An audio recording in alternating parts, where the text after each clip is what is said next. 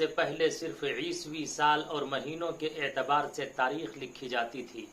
مسلمانوں میں تاریخ لکھنے کا کوئی دستور اور رواج نہیں تھا۔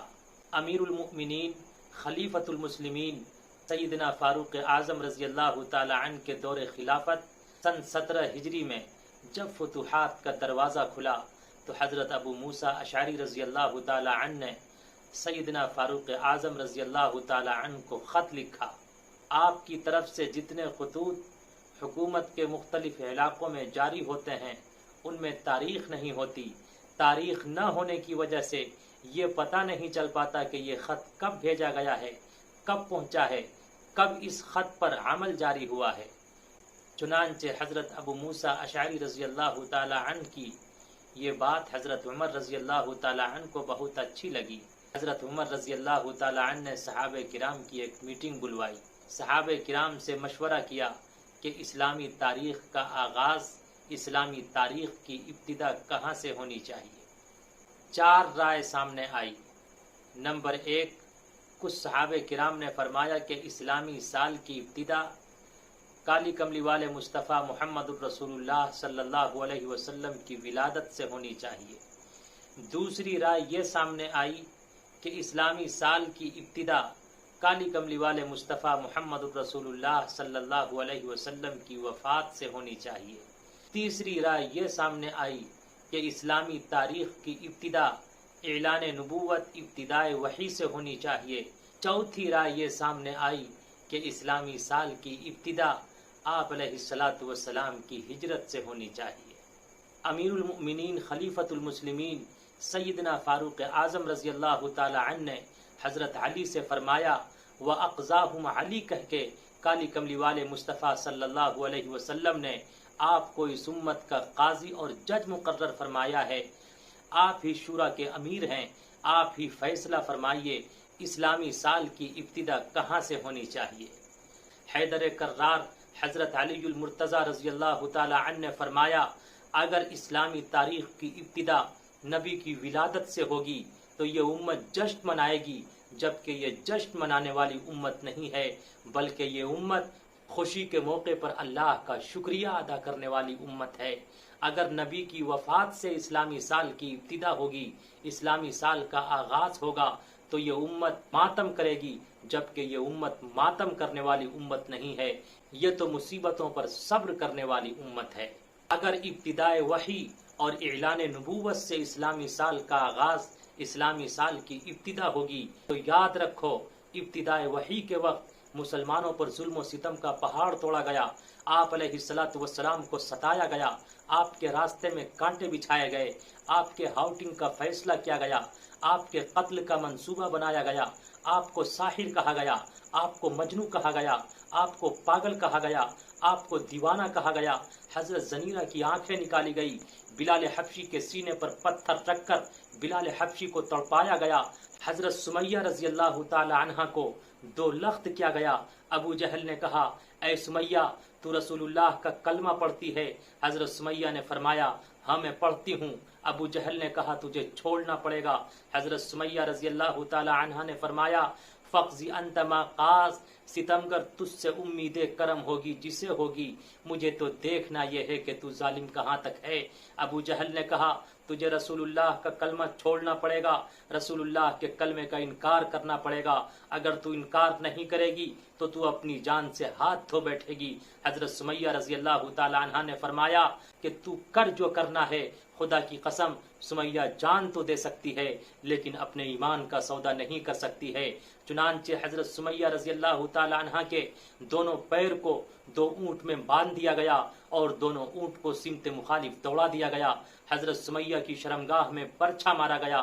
حضرت سمیہ شہید تو ہو گئیں، 2 لخت ہو گئیں، لیکن 2 معبود، 2 مسجود، 2 مشکل کشا کو نہ گردانا، جان کا نذرانہ تو پیش کر دیا لیکن خدا کی قسم حضرت سمیہ نے کلمے کا انکار نہیں کیا۔ حضرت علی المرتضیٰ نے فرمایا، اگر ابتدائے وحی سے اسلامی سال کا آغاز ہوگا تو یہ امت مظالم دلخراش کو یاد کر کے ساون بھادو کی طرح آنسو برسائے گی، اس لیے ابتدائے وحی اور اعلان نبوت سے بھی اسلامی سال کا آغاز نہیں ہونا چاہیے۔ تو حضرت عمر رضی اللہ تعالیٰ عنہ نے فرمایا تو اسلامی سال کا آغاز، اسلامی سال کی ابتدا کہاں سے ہونی چاہیے؟ تو حضرت علی رضی اللہ تعالیٰ عنہ نے فرمایا اسلامی سال کا آغاز، اسلامی سال کی ابتدا، اسلامی سال کی شروعات آپ علیہ الصلاۃ والسلام کی ہجرت سے ہونی چاہیے، اس لیے کہ ہجرت سے اسلامی سال کی ابتدا میں 4 خوبیاں نظر آتی ہے۔ نمبر 1، ہجرت کی وجہ سے حق و باطل میں امتیاز ہوا، حق و باطل میں فرق پیدا ہوا۔ نمبر 2، ہجرت کی وجہ سے مسلمانوں کو عزت ملی ہے۔ نمبر 3، ہجرت کی وجہ سے مسلمانوں کو امن و سکون ملا ہے۔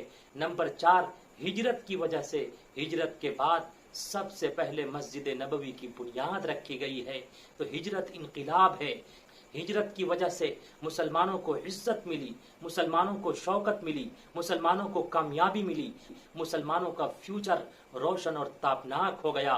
اللہ رب العزت والجلال نے مسلمانوں کو عزت و سربلندی سے نوازا، اس لیے اسلامی سال کی ابتدا نبی کی ہجرت سے ہونی چاہیے، اسی لیے مسلمانوں کا سال ہجری کہلاتا ہے۔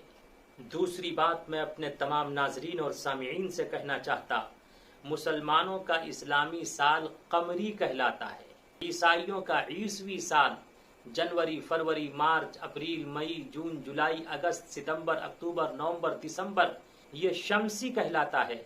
شمس کا ارتھ اور میننگ ہوتا ہے سورج، سوری، لیکن مسلمانوں کا اسلامی سال ہجری اور قمری کہلاتا ہے۔ قمر کا ارتھ ہے چندرما، چاند۔ یسألونک عن الاہلہ، لوگ آپ سے چاند کے بارے میں سوال کرتے ہیں۔ کالی کملی والے مصطفیٰ صلی اللہ علیہ وسلم کو حکم ہوا قل ہی مواقیت للناس، آپ کہہ دیجئے چاند کی وجہ سے ٹائم ٹیبل کا پتہ چلتا ہے، اور مسلمانوں کے تمام شرعی مسائل چاند سے جڑے ہوئے ہیں۔ مسلمان روزہ رکھتا ہے تو چاند دیکھ کر، مسلمان عید مناتا ہے چاند دیکھ کر، مسلمان قربانی کرتا ہے چاند دیکھ کر، مسلمان کے گھر میں بچہ پیدا ہوتا عقیقہ کرتا ہے چاند دیکھ کر، اور مسلمان حج کرتا ہے چاند دیکھ کر، نکاح کرتا ہے چاند دیکھ کر۔ اگر کسی عورت کو طلاق ہو جائے یا اس کا ہسبینڈ ڈیٹ کر جائے، وہ عدت گزارتی ہے چاند دیکھ کر۔ مسلمان زکوٰۃ دیتا ہے چاند کے اعتبار سے۔ مسلمانوں کے تمام مسائل چاند سے جڑے ہوئے ہیں۔ مشہور ہے کہ عیسیٰ علیہ السلام 25 دسمبر کو پیدا ہوئے، اس لیے عیسائی 4-5 دن خوب موج مستی کرتے ہیں۔ 4-5 دن کے بعد 1 جنوری کو عیسائی نیا سال مناتے ہیں، اور سورج کے اعتبار سے تاریخ کا پتہ لگانا بہت مشکل ہے۔ سورج کو دیکھ کر کوئی یہ پتہ نہیں لگا سکتا کہ آج 2 تاریخ ہے یا 4 تاریخ ہے یا 10 تاریخ ہے یا 25 تاریخ ہے، لیکن چاند کو دیکھ کر پڑھا لکھا ہو، ان پڑھ ہو، جاہل ہو، بڑا ہو، بوڑھا ہو، چھوٹا ہو، ہر کوئی پتہ لگا لیتا ہے آج چاند پتلا ہے، آج 1 تاریخ ہے، آج چاند درمیانہ ہے، میڈیم ہے تو آج فلاں تاریخ ہے، آج چاند مکمل نظر آ رہا ہے تو آج فلاں تاریخ ہے۔ تو چاند سے تاریخ کا پتہ لگانا بڑا آسان ہے، لیکن سورج سے تاریخ کا پتہ لگانا بڑا مشکل ہے۔ اس لیے مسلمانوں کا سال ہجری اور قمری کہلاتا ہے۔ تو آج نئے سال کے اوسر پر میں آپ سب کو نئے سال کی مبارکبادی پیش کرتا ہوں۔ اللہ رب العزت ہم سب کے لیے اس نئے سال کو رحمت اور برکت والا بنائے۔